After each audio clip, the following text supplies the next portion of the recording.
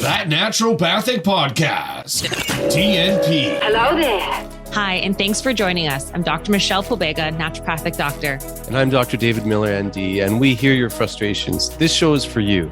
This show is for you if you're feeling like your current healthcare strategy is not getting to the root cause or the underlying reasons for your health. This show is for you if you've been told that you're fine, but you definitely don't feel very well. This show is for you if you're walking out of your doctor's office with 1, 2, 3, 4, or even 5 medications without any mention of diet, lifestyle, or a long-term game plan. This show is for you if you've got several specialists taking care of you, but no one is really putting all the pieces together. This show is for you if you believe that health should be part of healthcare. These problems have solutions. We know it. Our patients know it. And we want you to know it. Naturopathic medicine is the solution that you should know about. Hello, and welcome to another episode of That Naturopathic Podcast. I am Dr. Michelle Pobega, and today I wanted to talk to you about my top 5 things for cold and flu season, because it is officially sweater weather, which means that the temperature is feeling colder, feeling more damp. Some days it starts really cold in the morning, and then it gets hot, and it feels like you never know what you got to wear, so you got to wear layers, and Halloween is coming around the corner, at least at the time of the recording.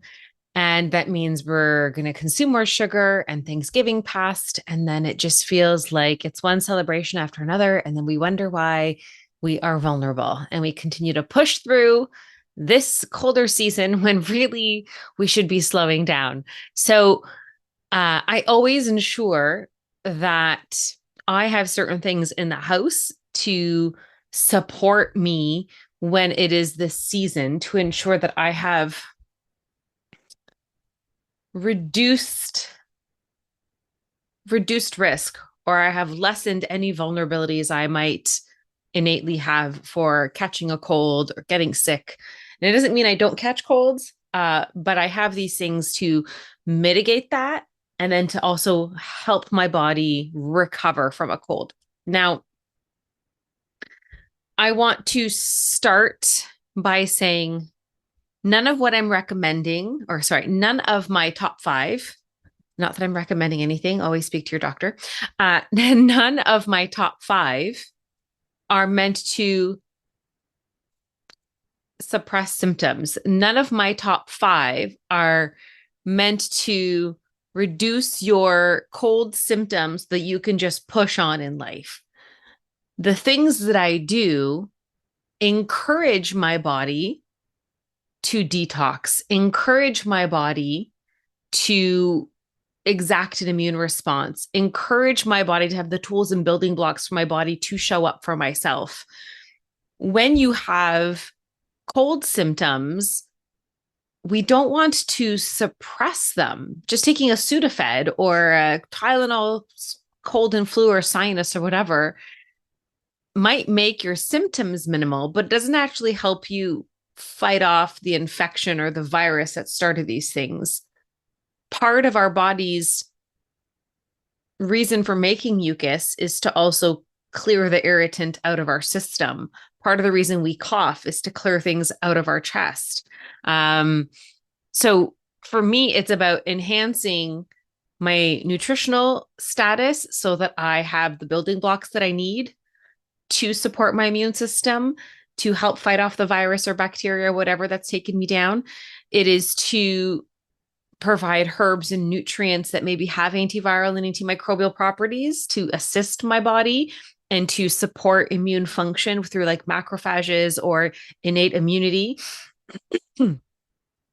And it is to nourish my system, improve my internal temperature so that I can create a fever if necessary, and pee and detox all the garbage out of my system as I need to, whether that's with sweat and urination or bowel movements or whatever, just to make sure that things are getting eliminated as our body is designed to do. It's about facilitating being sick rather than symptom suppression. Please allow yourself to be sick. Take a sick day, stay home. Don't spread your germs everywhere. Number 1, it's for the consideration of everybody else around you. But also number 2, you shouldn't just be pushing through. Stay home, rest, support your body, nourish your body, allow it to do what it is incredibly and intelligently designed to do. So, on to my top 5. These are things that I, without question, always have at home for this time of the year. Vitamin D. Do I really have to say what vitamin D is beneficial for? I believe that we are relatively well aware about these things, but it is one of those things that has been shown that people with lower levels of vitamin D are more likely to get colds.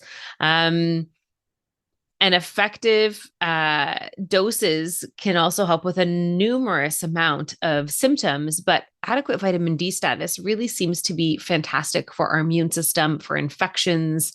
You would have to take an obscene amount to overdose.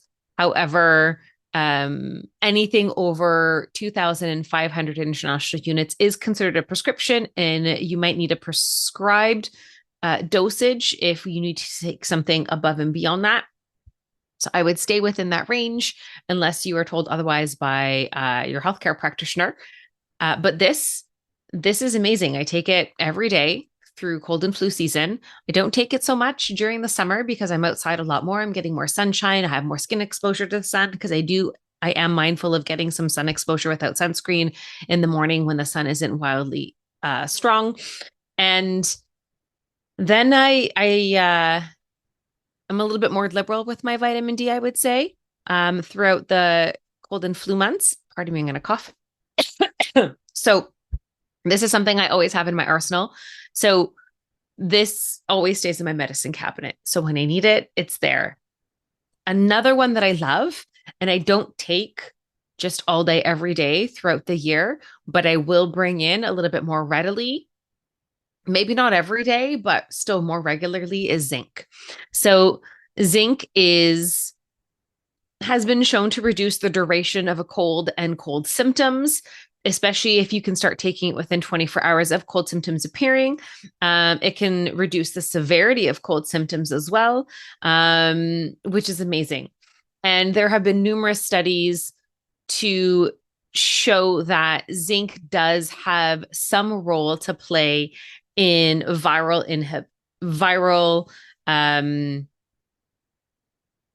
in helping your body defeat various viral species. So it's not any one singular virus. It's been studied against various viruses, including the cold and flu cold viruses.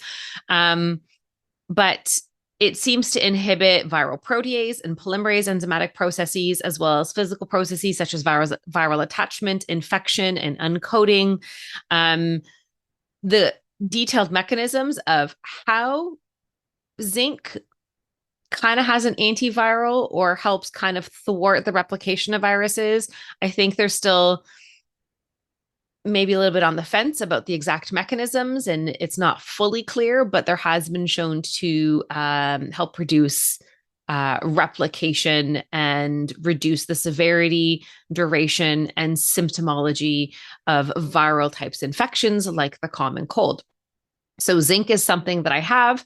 I might take it sporadically through this season. And then when I am sick, I am more diligent about taking it on those days.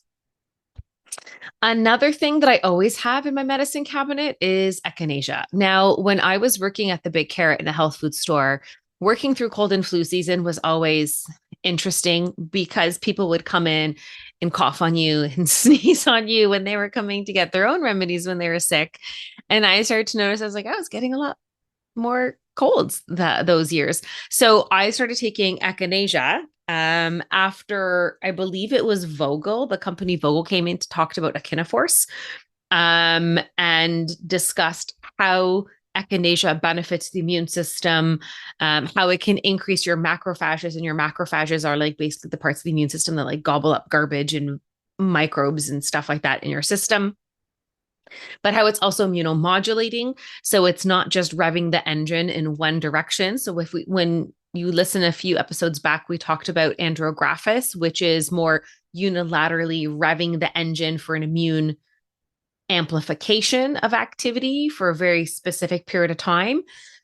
Echinacea appears to have more an immunomodulatory effect where it can just generally support your immune system. And I found that when I started taking it regularly through cold and flu season while working at the supplement store, I found that I was getting colds less frequently and my recovery was a lot more effective from those colds than by being an exposure to a bunch of people coughing and sneezing on you. So I found that echinacea to be helpful. And ever since then, I always keep it in my arsenal through this season. And I do take it regularly throughout the season because I also, as a doctor, need to be able to show up for work. And I'm going to be around a lot of people. It's not like I'm just sitting at a desk in an office and not engaging with people on a regular basis and different people all the time. So my exposure could be a little bit higher. So I always try to arm my defenses that way. Those are the 3 supplements that I find are staples in my supplement cupboard for this time of year. Now, the other things that I always love to do is I'm a huge coffee drinker, but when I start feeling a tickle in my throat or I start feeling a little bit off or under the weather, or if I have a cold, I do not want coffee. Like my body instantly rejects anything that has like a creamier texture or richness to it. I crave tea, and my favorite is ginger tea.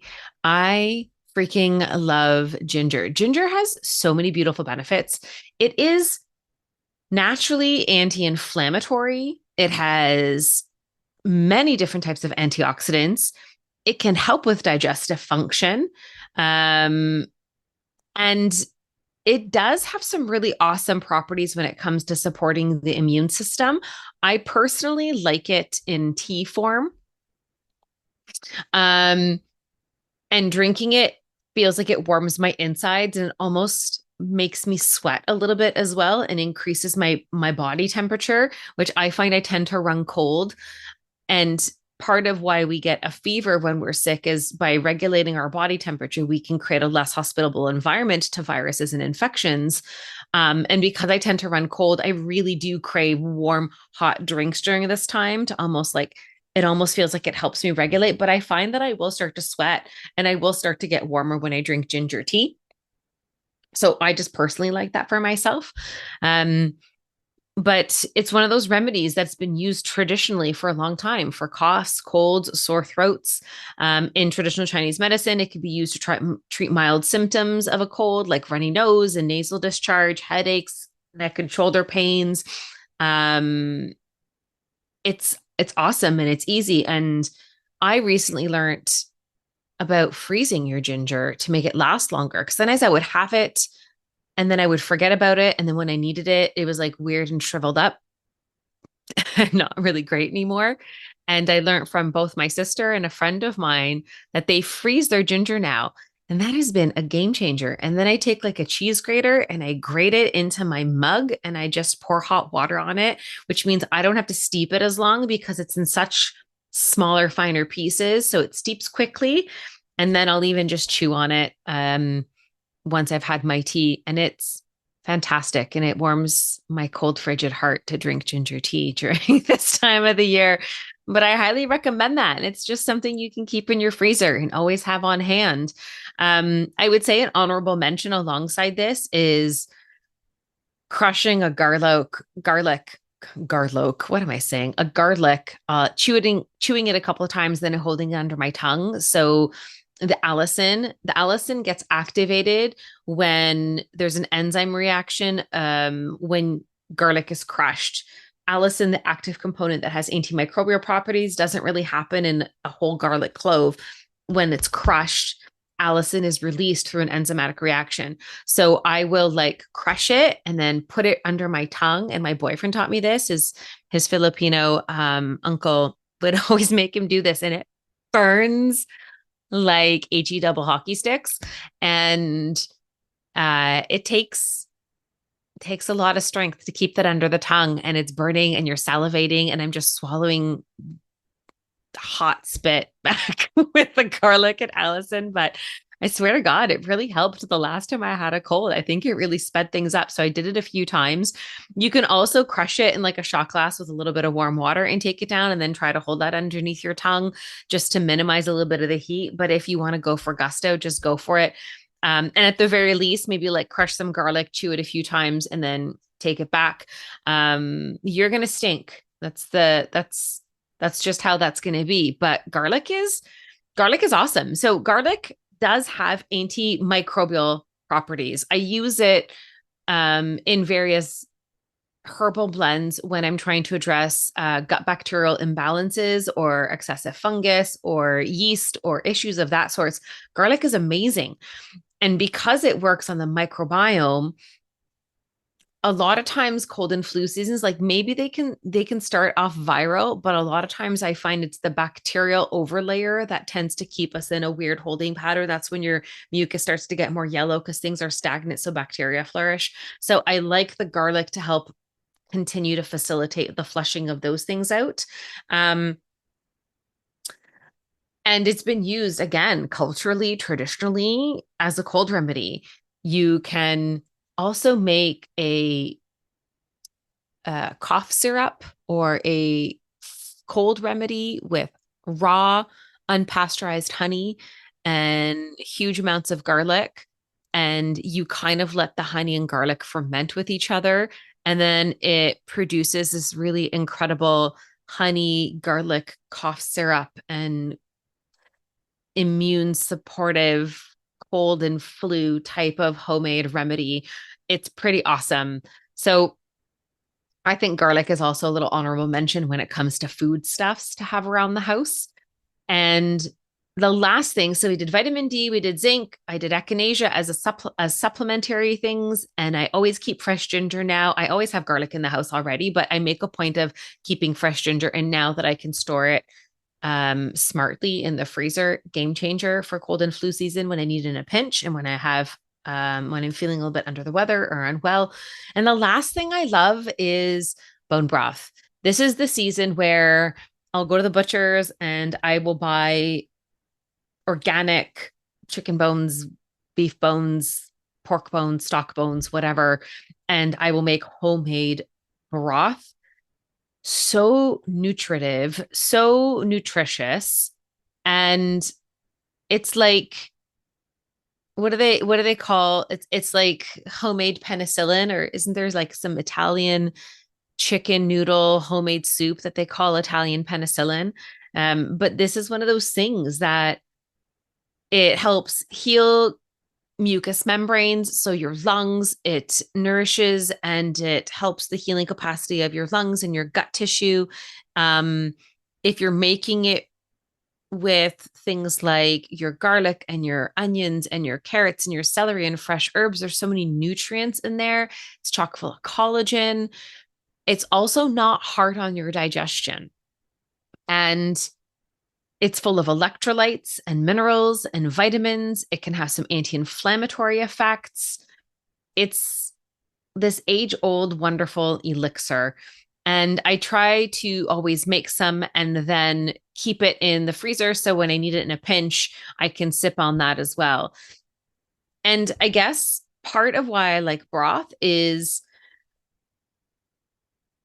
as a little adjunct to this is fasting when you have a viral infection can help reduce the replication of a virus, because viruses do love sugar and glucose as a fuel source. And as I learn more about fasting and mindfully fasting and using it correctly and consciously, doing a fast when you're sick can help with the severity and the duration of your illness, because it may reduce the amount of fuel that you would otherwise be giving to the infection and the virus to then replicate. So if we starve those particular bugs, they are less likely to be as potent when it comes to their infection in our body. So doing something like a broth, I find is typically okay during a fast. And I would probably stick to like the ginger teas, water, broth, and then as a way to kind of sustain me while I'm just resting. And you're not doing a lot. If I'm in my bed and I'm not doing a whole heck of a lot, we shouldn't be eating like super heavy, digestive, laborious meals. You should be resting. And it takes a lot of energy to digest food. And if our bodies are busy digesting food, then we have less energy and less attention for the healing of other parts of our system, like when we are sick and we want to redirect our focus elsewhere. So I do suggest eating light during the time that you have an illness. If you can go into a bit of an intermittent fast, or if you can extend your fasting period, that would be ideal. Broth is a really great way to kind of facilitate that. Warm teas are a great way to do that, like my ginger tea, lots of fluids. And also, fluids help flush all the garbage out of your system, to pee it out, to increase your temperature, to replenish your electrolytes, especially if you're sweating and breaking a sweat. Like, this is a really great way to be able to hydrate your system and keep things flushing. I think broths are a really great addition in soups and things like this for when you have a cold or any kind of flu symptoms. And I would say, an honorable mention would also be to take like an Epsom salts bath for me. That would be like my bonus number 6. I find the magnesium helps relax my body so I can have a better sleep. I tend to sweat a lot when I'm in Epsom salts, and it'll increase my temperature because I like to do a hot bath. Whether the hot bath, the temperature of my hot bath is good or not, who knows, but it does make me sweat. And sweating is a really great way to help our body detoxify, increasing our internal temperature, helps with creating a less hospitable environment to these infections.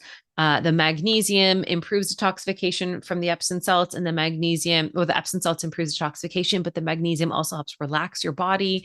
And if you've been coughing a lot, if you've been stationary in your bed, there might be some stiffness and soreness just from the lack of movement. So I find Epsom salts, I would say, would be like an honorable mention number 6. So my top 5 things that I always try to keep in stock through this season are vitamin D, zinc, echinacea when it comes to the 3 supplements that are always in my supplement cupboard. And I would say keeping some fresh ginger in the freezer, so in a pinch, you can make yourself a lovely tea.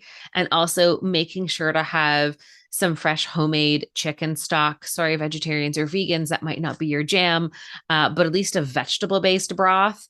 If you want to put eggshells in there, that's also a great way to remineralize things. But something that's like light, nutritive, and not hard on the system, and hot and warm and liquid can really facilitate more than one facet of healing during this time. And then, like I said, an honorable mention would be taking an Epsom salts bath. Those are my go-tos. Now, beyond that, I customize it based on my symptoms and what I'm really experiencing. But those are just kind of always on a standby and always at the ready during the season. Now, again, nothing that we share in this podcast is meant to be medical advice. Please speak to a qualified health practitioner, do your own research, ensure that whatever you decide to arm your defenses with during this season are things that resonate with your particular set of health challenges, your body, your particular set of needs. So this is not meant to be treatment advice. This is not meant to cure anything. This is not meant to be medical advice. I'm just sharing my typical go-tos, but please do your due diligence on your end, investigate things, ask questions, think critically, and work with a qualified health practitioner. Thanks so much, everybody. I hope you guys get through the fall and the winter with minimal amounts of infections and with quick turnarounds and recoveries if you do happen to catch a cold or a flu. And we will talk to you again next week. Bye, everyone.